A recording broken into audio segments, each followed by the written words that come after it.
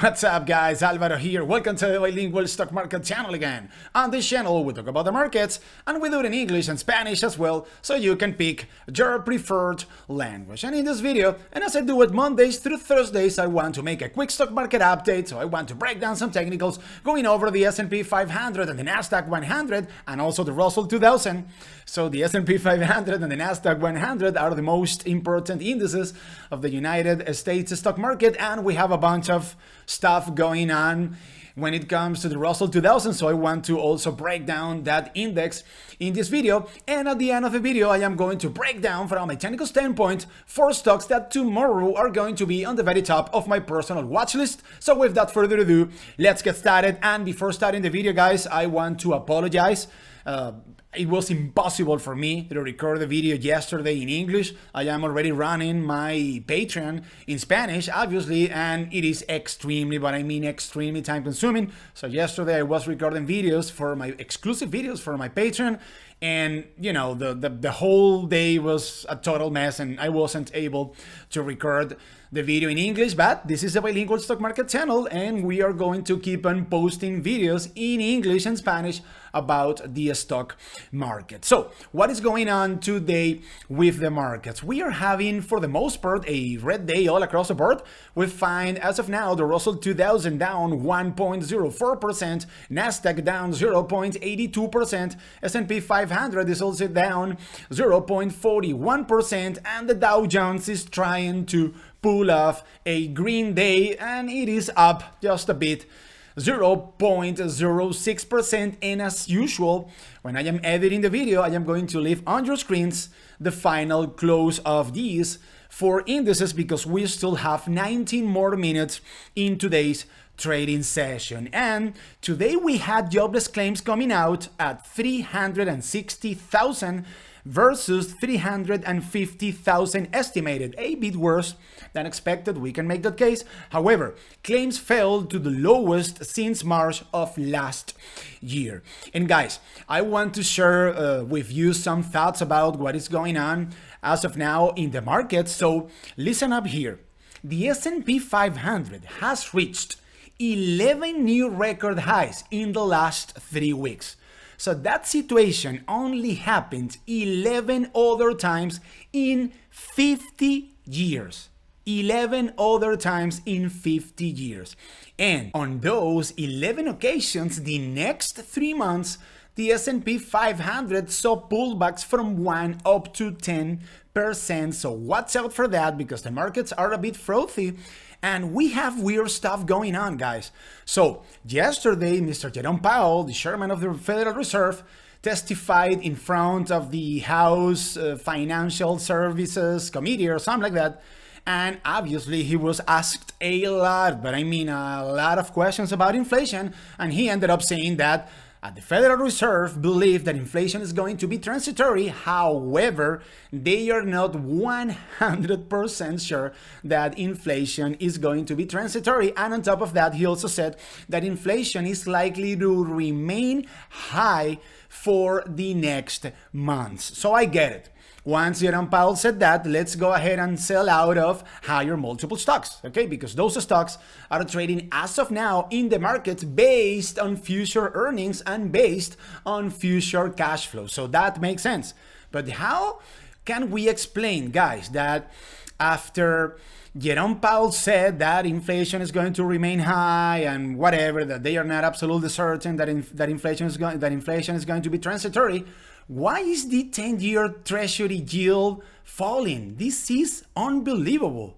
I mean, the 10-year Treasury yield should be flying high, all right? It should have shot up, and it wasn't the case. And take a look at these, guys. Let me show you TLT. TLT is an ETF that tracks long-term bonds. So let me pull up here TLT real quick, all right? And take a look. It is going up. So a lot of people are buying bonds. And who is going to buy bonds if inflation is getting out of control? And on top of that, take a look at these, guys. This is another divergence. Take a look at energy. So energy was absolutely decimated today. Today, energy is the worst performing sector inside the S&P 500, and take a look at financials. The financial sector was absolutely crushed yesterday, and today, yeah, we can make the case that the financial sector is pretty much, trading in positive territory, but only 0.22%. So the financial sector is, for the most part, breaking even today.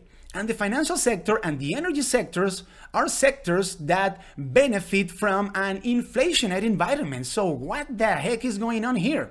So I get it, Mrs. Market, let's sell out of higher multiple stocks. That makes sense, because if inflation gets out of control, the Federal Reserve is going to increase the interest rate, or is going to start tapering, ahead of time, and that is going to hurt higher multiple stocks, or higher the companies that trade, in the stock market at higher multiples. So that makes sense.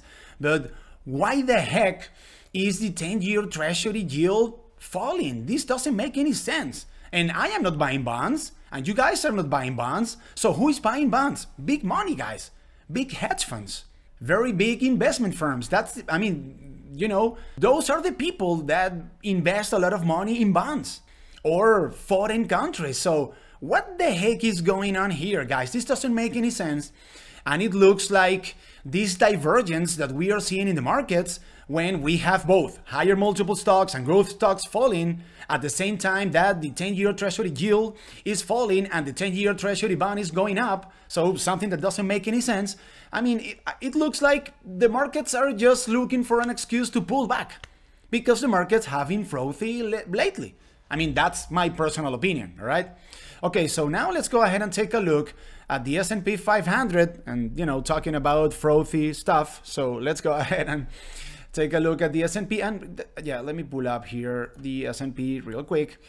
And when we still have 11 more minutes in today's trading session, the S&P is down 0.40% and it is trading at 4356, 4,356 points. So the S&P saw a decent drop today as soon as the market opened, and the bulls managed to find support at 4340. So I am going to pull up here the 1 hour, and I'm thinking, guys, that if tomorrow the S&P keeps on dropping, I am going to be looking at 4330, for lower support, because 4330 acted as a lower support for the S&P back on June 9th. And if 4330 happens to be broken to the downside, then I am going to be looking at pretty much 4300, which is a previous area of lower support that already acted as such for the S&P back on July 8th. And it is also a previous area of resistance that already acted as such back on June 29th, and it also did it back on June 30th. And on top of that, we are talking about a former all-time high. So is the S&P going to keep on dropping? It could be the case. All right, let me check on the RSI. Yeah, the RSI of the S&P 500 looks much better now, guys. It is at 52 points. Okay, way healthier than it was a few days ago. So what about the S&P? Let me check on take a look at the 50 SMA, guys. The 50 SMA pretty much coincides with 4330. So if the S&P happens to pay a visit to 4330, we can expect the bulls to find a good support over there. And now let's go ahead and take a look at the Nasdaq 100 that is also taking a well-deserved rest in today's trading session. And take a look at the RSI, guys. At last, the RSI of the Nasdaq 100 dropped in a significant way on the 4 hour.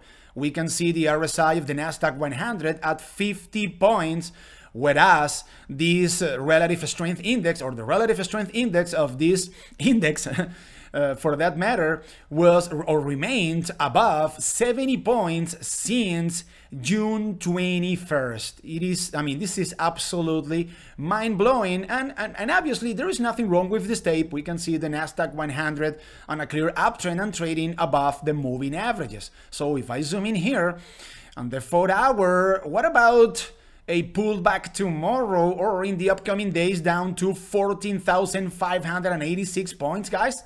Which is a previous area of support that already acted as such for the Nasdaq 100 back on July 8th, and it is also a former all-time high that was reached back on June 29th. That would be a decent pullback in the case of the Nasdaq 100 because we are talking about a almost 3% pullback that would be very but very healthy for this index. And now I want to take a look at the Russell 2000, guys, because today something very but very interesting happened from a technical standpoint. And let me take a look at how the Russell, it looks like we are trying to, test once again the lower line of this horizontal channel that you guys can see over here on the 4-hour chart, because I have been saying here on the channel, guys, that the Russell 2000 hasn't done much since early February. And it has been trading inside this horizontal channel, bouncing up and down. And today, let me pull up here, let me pull up the 5-day, 5-minute. Take a look, guys, at how the Russell paid a visit to the lower line of the horizontal channel that I just told you guys about at 2,166 points.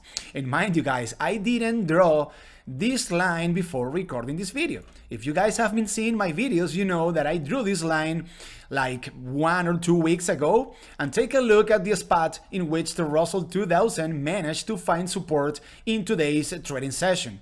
So this is an encouraging sign from a technical standpoint, and I actually posted or made a post today on Instagram, and for all the people that are trading small cap stocks, I mean, we really need to pray for the Russell 2000 not to break the support of 2,163 points, guys. If that were to happen, I think that we could see the Russell paying a visit to 2,134 points or maybe 2,100. And keep in mind, guys, that the Russell is already, I think that the Russell is something like 8% off its highs. Let me see. Yeah, 8%, guys. So we are almost entering into correction territory. Remember, guys, that any drop greater than 10% is already a correction. So this might be it for the Russell 2000. Let's cross our fingers and let's see if this index can bounce back up and maybe test the 180 SMA on the 4-hour at 2,266 points. So keep a close watch on the Russell, guys. 2,163 points is an extremely critical area of lower support for the Russell 2000. And now let's go ahead and take a look at AMC Entertainment when we still have 4 more minutes in today's trading session. And what is going on here? Let me see, guys. So AMC is going up as of now 7.60%, and it is trading at $35.98. So let me zoom in here on the 4-hour, and AMC is having a solid day, guys. Lucky enough for all the bag holders out there. And from a technical standpoint, guys, we can see a clear death cross over here. You guys can see the 50 SMA crossing below the 180 SMA on the 4-hour. So that could potentially be negative for AMC. And we already broke 2 very important areas of lower support for AMC. The first one at around $42 and the second one at $36 approximately, $37.12. And take a look at how that lower support of $37 is now acting as a new resistance for AMC. So $37, there goes a market. So $37 is a previous area of lower support that already acted as such for AMC back on June 3rd, and it also did it back on June 2nd. So let's see if tomorrow, guys, AMC can burst above $37, which is a previous area of support that, as I just said, is acting now as a new resistance. And maybe the task for the bulls of AMC in tomorrow's trading session would be paying a visit to $45, which is a previous area of lower support that already acted as such for AMC on 1, 2, and 3 occasions before. And keep a close watch on this clear, but I mean clear, death cross that unfolded on the 4-hour chart. Because if AMC keeps on dropping, guys, and if the stock of this company happens to break the lower support of $31 that was found in today's trading session, we could make the case that the next important area of support for AMC is going to be pretty much $29.50, which is a previous area of resistance that already acted as such for AMC back on May 27th. So let's see what happens. I mean, today we can make the case that the volume increased a bit in the case of this stock, as you guys can see over here. So this was a good sign, and AMC went up almost 8% today. So let's see what happens tomorrow, guys. Tomorrow is going to be a very interesting day for AMC Entertainment, and I still own my 100 shares of this stock. So let's hope for AMC, or for the bulls of AMC, to be able to pay a visit to $45 or $46 in tomorrow's trading session. And now let's go ahead and take a look at SPCE, Virgin Galactic. And in the case of SPCE, guys, this stock had another tough day today, down 4.02%, and it closed today's trading session at $31.74. And today we broke an important area of lower support for SPCE at around $33.50, guys. $33.50 is a previous area of lower support that already acted as such for I was gonna say AMC, guys, sorry. That already acted as such for Virgin Galactic on 1, 2, 3, and 4 occasions before. But we are talking as well of a previous area of resistance in which the bulls of Virgin Galactic already failed on 1, 2, 3, 4, and 5 occasions before. So this is not a good sign from a technical standpoint. SPCE is trading below the moving averages. And guys, I think that the next important area of lower support for SPCE is going to be at around $26. And you guys know that I own 50 shares. You guys know that I opened a position on Virgin Galactic at $42-ish on Monday. So I am thinking about, I mean, if SPCE happens to pay a visit to $26.50, I might be picking up 50 more shares of Virgin Galactic in order to average down my current position. $26.50 is a previous area of lower support that already acted as such for the stock of this company on 1, 2, and 3 occasions before, but it is also a previous area of lower support that already acted as such for Virgin Galactic back in the beginning of December of last year. So watch out for SPCE, guys.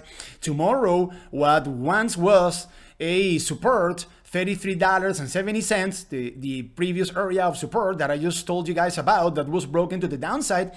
So in tomorrow's trading session, that area is going to act as a new resistance, and if the bulls happen to fail over there, then watch out for Virgin Galactic to pay a visit to $26-ish approximately. And if that happens, guys, if tomorrow Virgin Galactic happens to pay a visit to that area of the $26.70 or $26, so the RSI, which is at 30 points as of now, is going to be even lower, and that is going to increase the likelihood for the bulls of Virgin Galactic to find support at a previous area of lower support and then bounce back up. And now let's go ahead and take a look at Palantir, ticker symbol PLTR. Palantir went down today 0.42%, and it closed today's trading session at $21.47. And guys, if tomorrow, and mark my words, because you guys know that I put my money where my mouth is, if Palantir tomorrow happens to pay a visit to $20.80 approximately-ish, I am going to start a swing position on Palantir, no doubt about it, purchasing 100 or 120 shares of Palantir. And why $20.80? Well, because $20.80 is a previous area of lower support that has already acted as such for the stock of this company on 1, 2, 3, 4, 5, and 6 occasions before. So we are talking about a very important area of previous support for Palantir. And mind you guys, if that area of support happens to be broken to the downside, and this is, in my opinion, worst case scenario, what about Palantir paying a visit to $16 and let's say $17? $17 is a previous area of lower support that already acted as such for Palantir back on May 11th, and it also acted as a resistance back on November 12th. So, in my opinion, and I am not a financial advisor, guys, purchasing shares of Palantir at $17 is a steal, in my opinion, right? So, I would like to buy, in summary, guys, I would like to purchase shares of Palantir at either $20.80 or at $17. And for all intents and purposes, my price target in order to close a potential trade that I could be potentially opening in the case of Palantir is going to be $25.50, which is a previous area of resistance in which the bulls of Palantir already failed back on April 14th, but it is also a previous area of lower support that already acted as such for the stock of this company on 1, 2, 3, 4, 5, 6, and 7 occasions before. So watch out for Palantir tomorrow paying a visit to $20.80, and if that area of lower support happens to be broken to the downside, watch out for the stock of this company paying a visit to $17 per share. And now let's go ahead and take a look at a stock in which I opened a swing position in today's trading session, Dr. Horton. I mean, I was corrected the other day, guys, because some people say Dr. Horton. So the ticker symbol of the stock of this company is DHI, but I should say DR Horton. So DR Horton. Okay, Andrea? Don't call me out. Okay. So let me show you. So today I purchased 100 shares of the stock of this company, DR Horton, at $85.97. And as of now, I have an unrealized gain over here of $107. And this is quite a safe stock to take in order to take a trade, guys. This is a home builder company, and this company actually pays a nice dividend. So, when the markets are a bit, volatile, yeah, taking a trade with DR Horton makes you sleep in a calmer way. Let's just put it that way. So what's my plan when it comes to the swing position that I opened in today's trading session? Okay, my price target, guys, is going to be $93 and let's say $94, which is a previous area of resistance in which the bulls of DR Horton failed back on July 7th, and they also failed on July 1st. So if tomorrow the stock of this company, because take into account, guys, that DR Horton went up today 0.31% and it closed today's trading session at $87.04.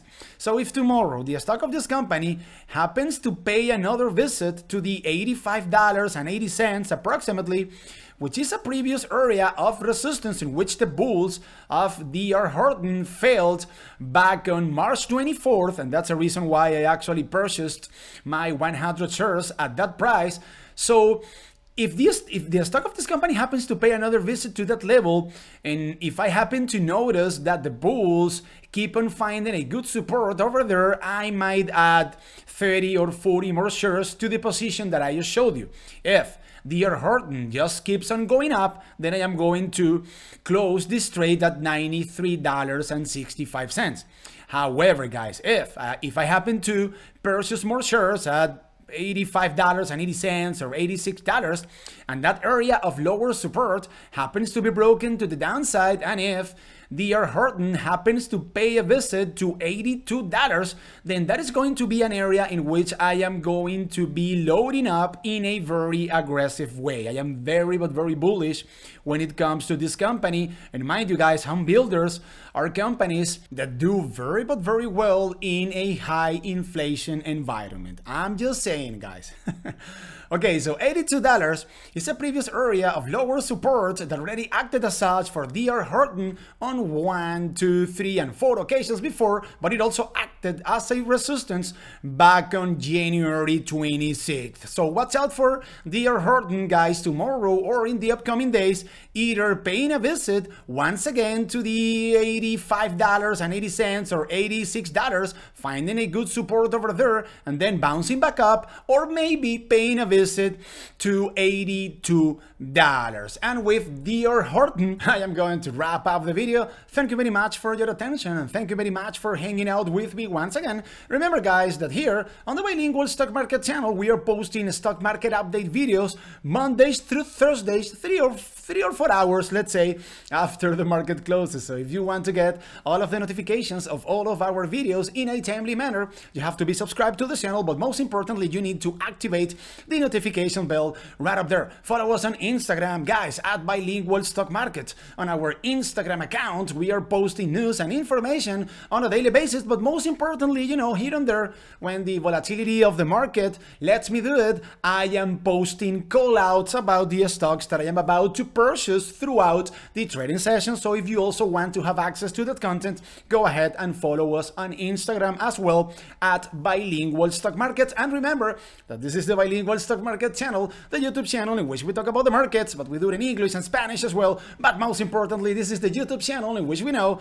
that the wonderful world of Wall Street is not for geniuses, it is for entrepreneurs just like you guys and myself. My name is Alvaro, and I will see you guys on Sunday, because we also post videos on Sundays early, you know, like at 9 or 10 a.m. So see you guys on Sunday. Enjoy your weekend. Peace out.